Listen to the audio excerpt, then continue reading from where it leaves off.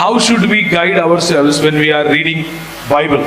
మనల్ని మనం గైడ్ చేసుకోవడం అనేది అంటే మీరు పెట్టాల్సిన ఎఫర్ట్ గురించి రాసినట్టున్నారు, మంచిదే. కానీ మనల్ని మనం గైడ్ చేసుకోవటం కంటే ఆల్రెడీ ఒక మంచి ఫెలోషిప్లో ఉన్నటువంటి అన్నల దగ్గర, అక్కల దగ్గర గైడెన్స్ తీసుకోవటం ఇంకా మంచిది. ఓకేనా? సెల్ఫ్ స్టడీ ఉండాలి. ఆ సెల్ఫ్ స్టడీ ఎలా చెయ్యాలో అన్నల దగ్గర హెల్ప్ తీసుకోవాలి. 1-2 రోజులు, 1 సార్లు 2 సార్లు తీసుకుంటే సరిపోతుంది. ఉదాహరణకు ఇండక్టివ్ బైబిల్ స్టడీ, ఉదాహరణకు సిచ్యువేషనల్ బైబిల్ స్టడీ, ఉదాహరణకు క్యారెక్టర్ బైబిల్ స్టడీ, ఉదాహరణకు లెటర్స్ స్టడీ, ఉదాహరణకు కాన్సెప్ట్ స్టడీ, ఇలా కొన్ని. ఉదాహరణకు సాల్వేషన్ అన్న దాని మీద స్టడీ చేయండి మొత్తం. కానీ సొంత జ్ఞానం దాని మీద పెడితే ఏమవుతుంది అని అంటే, ఉదాహరణకు ఎలా బైబిల్ చదువుతారంటే కొంతమంది, అన్నా నేను పెళ్లి కోసమని ప్రార్థన చేసి, ప్రభువా సహాయం దయచేయి, ప్రేమ మరియు కృప వీళ్ళిద్దరి మధ్యలో నేను ఎవరిని పెళ్లి చేసుకోవాలి, హల్లెలూయా అని ప్రార్థన చేసి తీస్తే, నా కృప నీకు చాలును అని వచ్చింది.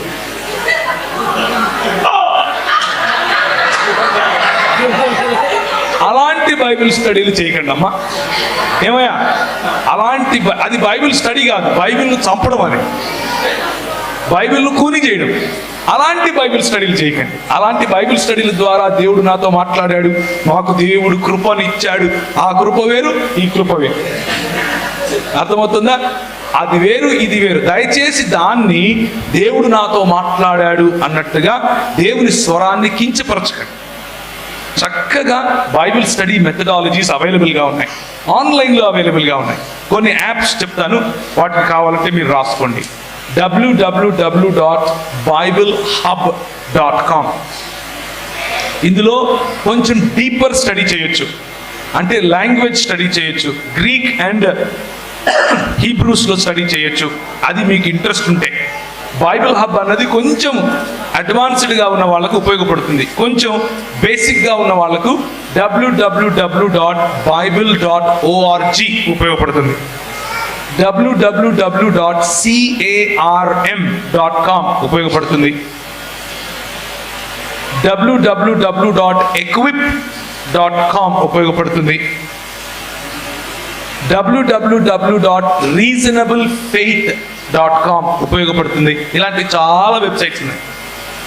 ఓకేనా? ఇంకా కావాలి అని అంటే స్థానికంగా ఒక ఫెలోషిప్లో ఎక్కడైతే బైబిల్ స్టడీ చేస్తారో ఆ ఫెలోషిప్లో మీరు ఏ సంఘానికి చెందిన వాళ్ళైనా పర్వాలేదు, బైబిల్ చదవడానికి డినామినేషన్లు అడ్డమా? ఎవరు అడ్డపడరు కదా. అలాగని చెప్పి క్రీస్తు సంఘం వాళ్ళు యెహోవా సాక్షులు పిలిచారని చెప్పి బైబిల్ స్టడీలకు వెళ్ళిపోకండి.